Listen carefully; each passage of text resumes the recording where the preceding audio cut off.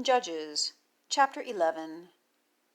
And Jephthah the Gileadite has been a mighty man of valor, and he is the son of a harlot woman. And Gilead begets Jephthah, and the wife of Gilead bears sons to him. And the wife's sons grow up and cast Jephthah out, and say to him, You do not inherit in the house of our father, for you are the son of another woman. And Jephthah flees from the face of his brothers, and dwells in the land of Tob. And vain men gather themselves together to Jephthah, and they go out with him.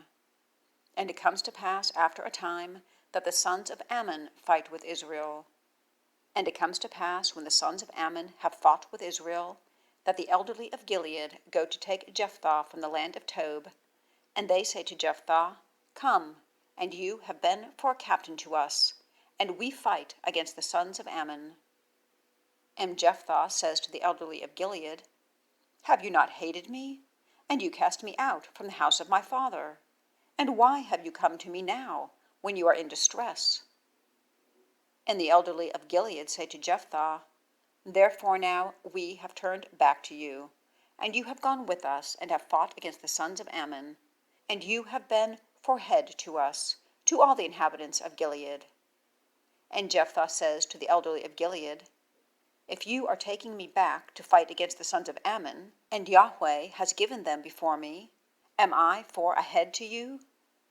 And the elderly of Gilead say to Jephthah, Yahweh is listening between us, if we do not do so according to your word.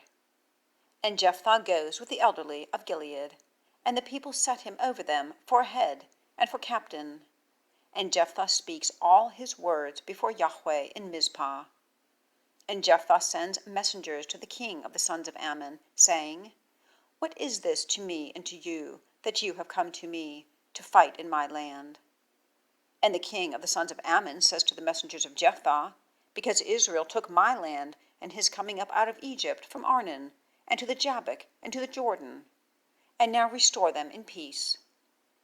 And Jephthah adds yet, and sends messengers to the king of the sons of Ammon, and says to him, Thus said Jephthah, Israel did not take the land of Moab and the land of the sons of Ammon, for in their coming up out of Egypt, Israel goes in the wilderness to the Red Sea, and comes to Kadesh. And Israel sends messengers to the king of Edom, and says, Please, let me pass over through your land. And the king of Edom did not listen, and Israel has also sent to the king of Moab, and he has not been willing. And Israel abides in Kadesh. And he goes through the wilderness, and goes around the land of Edom and the land of Moab, and comes in at the rising of the sun of the land of Moab. And they encamped beyond Arnon, and have not come into the border of Moab, for Arnon is the border of Moab. And Israel sends messengers to Sihon, king of the Amorite, king of Heshbon, and Israel says to him, Please, let us pass over through your land to my place. And Sihon has not trusted Israel to pass over through his border, and Sihon gathers all his people, and they encamp in Jahaz, and fight with Israel. And Yahweh, God of Israel, gives Sihon and all his people into the hand of Israel, and they strike them, and Israel possesses all the land of the Amorite, the inhabitant of that land. And they possess all the border of the Ammonite from Arnon and to the Jabbok, and from the wilderness and to the Jordan.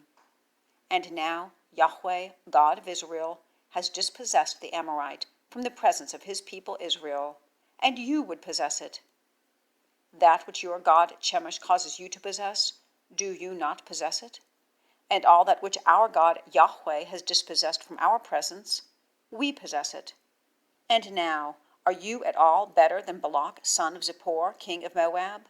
Did he strive with Israel at all? Did he fight against them at all?